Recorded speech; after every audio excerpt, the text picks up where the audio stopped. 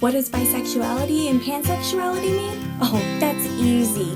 Bisexuality is the attraction towards men and women, and pansexuality is the attraction towards men, women, and transgender people. Wait, what?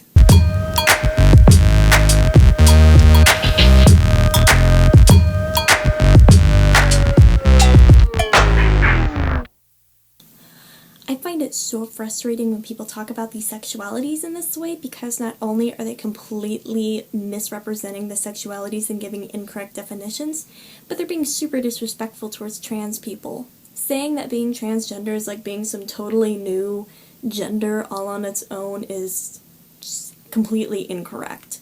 Trans men are men, trans women are women, and non-binary trans people are non-binary people.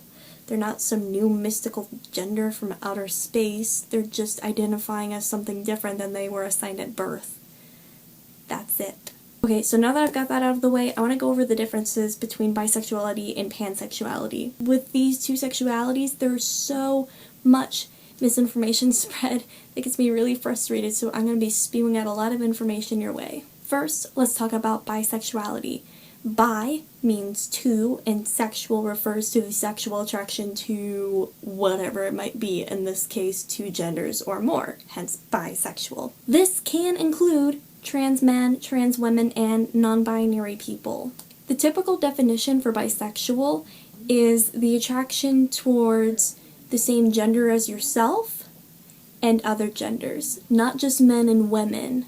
This attraction might be fairly equal across the board, or you might have a preference or two, and that is totally normal and not a bad thing. In fact, a lot of people can attest that they feel this way, so you're not alone if you feel this way as well. Now, with pansexuality, pan means all, and sexual, like in the last definition, just refers to the sexual attraction to whatever it might be. In this case, pansexual is the attraction to all genders. This includes cis people and trans people all across the board, every gender you can imagine.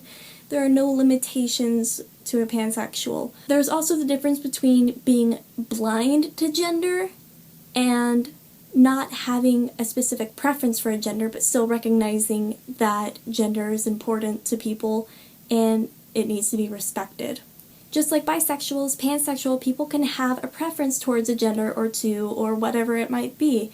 Yes, some people might have a fairly equal attraction towards all the genders, and some people might have a little bit more of a preference, and sometimes it fluctuates too. And this is totally normal and not a bad thing. Okay, but wait, how can you have a preference and identify as somebody who likes more than one gender? It's a preference.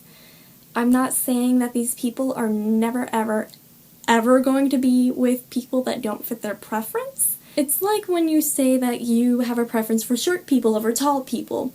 You're not saying that you will never ever date a tall person and you don't find tall people unattractive. You just find something in short people a little bit more appealing. This is the case when it comes to people like pansexuals and bisexuals. Having a preference doesn't mean that everybody else is out of the question. It just means that they have a little bit more of attraction towards that specific gender, and that others are still wonderful and great. Their preference is just, if the chance comes along, they're gonna jump on it, and if not, there are other opportunities for them. Okay, so I think I went over some of the biggest issues around this, and I wouldn't be surprised if there are some questions about this or things that you want to add to this that you think are pretty important.